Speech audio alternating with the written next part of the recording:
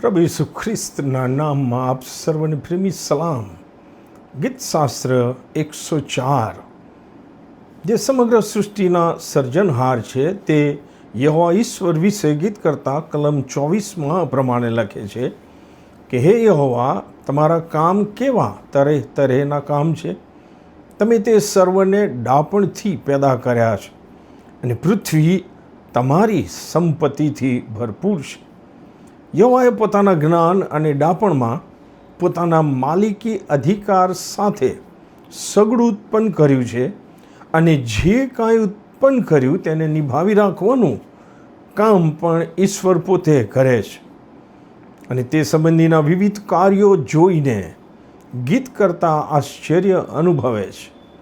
ઈશ્વરના અમુક કાર્યોનો અને સર્જન કરેલ વિવિધ જીવો માટે જે ઈશ્વરે અદ્ભુત વ્યવસ્થાઓ કરી છે તેનો ગીત કરતા ઉલ્લેખ કરે છે. ગીતશાસ્ત્ર 104:16-25 એ કહે છે, યહોવાના ઝાડ એટલે લબાનોનના દેવદારો જે તેમણે રોપ્યા હતા તેઓ ધરાયેલા છે.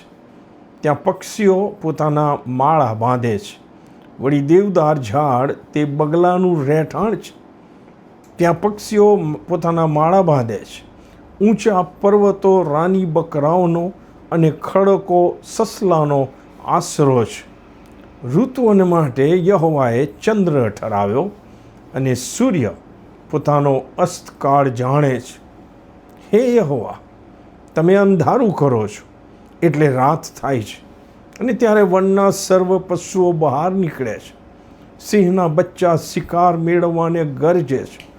તેઓ ઈશ્વર પાસે પોતાનો ખોરાક માગે છે. સૂર્ય ઉગે કે તરત તેઓ જતા રહે છે અને પોતાના કોતરોમાં સૂઈ જાય છે.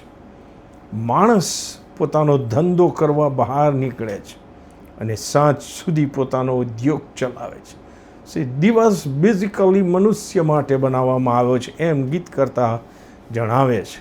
પછી એ લખે છે, હે યહોવા, તમારા કામ કેવા તરેહ તરેહના છે.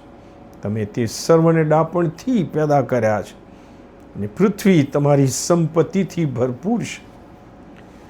વલાઓ, આ પૃથ્વી પરના જીવનમાં સવારે ઉઠીએ ત્યારથી રાત્રે ઊંઘી જઈએ ત્યાં સુધી દૈહિક અને ભૌતિક બાબતો પાછળ આપણે એટલા બધા વ્યસ્ત થઈ ગયા છીએ કે ઈશ્વરે સર્જન કરેલ સુંદર સૃષ્ટિમાં પ્રગટ થયેલ ઈશ્વરના જ્ઞાન અને ડાપણને નિહાળવા માટે અને આભારી અંતઃકરણે ઈશ્વરનો આભાર માનવાના માટે અને ઈશ્વરનો મહિમા પ્રગટ કરવાના માટે આપણી પાસે જાણે કે હવે સમય રહ્યો નથી અને ઈચ્છા શક્તિ પણ નાશ પામી છે.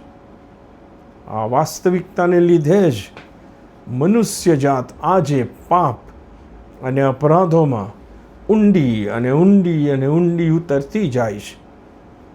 તમે જો રોમિયોનો પત્ર એનો 1 અધ્યાય એના 18મી કલમથી આગળ અભ્યાસ કરો તો ત્યાં પ્રભુએ બહુ જબરજસ્ત વાતો જાહેર કરી છે.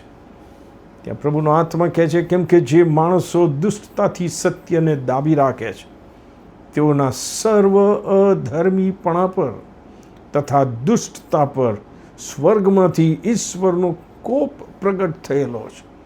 કોણ છે આ એ માણસો કે જે દુષ્ટતાથી સત્યને દાબી રાખે છે, દુષ્ટતામાં જીવવાના માટે સત્ય જાણવાનો પ્રયત્ન નથી કરતા? ઈશ્વરનું વચન આગળ કહે છે, ઈશ્વર વિશેનું જે જ્ઞાન પ્રાપ્ત કરી શકાય તે મનુષ્યોમાં પ્રસિદ્ધ છે, કેમ કે ઈશ્વરે તે તેઓને પ્રસિદ્ધ કર્યું છે. કેમ કે ઈશ્વરના અદૃશ્ય ગુણો એટલે ઈશ્વરનું સનાતન પરાક્રમ અને ઈશ્વરત્વ જગત ઉત્પન્ન થયું ત્યારથી સૃજેલી વસ્તુઓના નિરીક્ષણથી સ્પષ્ટ જણાય છે. અને તેથી કોઈ મનુષ્ય બહાનું કાઢી શકે એમ નથી. પણ ઈશ્વરને ઓળખીને તેઓએ ઈશ્વરને ઈશ્વર તરીકે મહિમા આપ્યો નહીં, આ મુખ્ય પાપ છે. અને ઈશ્વરનો આભાર માન્યો નહીં, પણ તેઓએ મિથ્યા તર્ક વિતર્કો કર્યા અને તેઓના નિર્બુદ્ધ મન અંધકારમય થયા. અને અમે જ્ઞાની છીએ એવો દાવો કરતાં તેઓ મૂર્ખ બન્યા. આ વચનો લગભગ 2000 વર્ષો પહેલાં લખવામાં આવ્યા છે. આજે મનુષ્યની આ જગતની શું હાલત છે એ સમજી શકાય છે.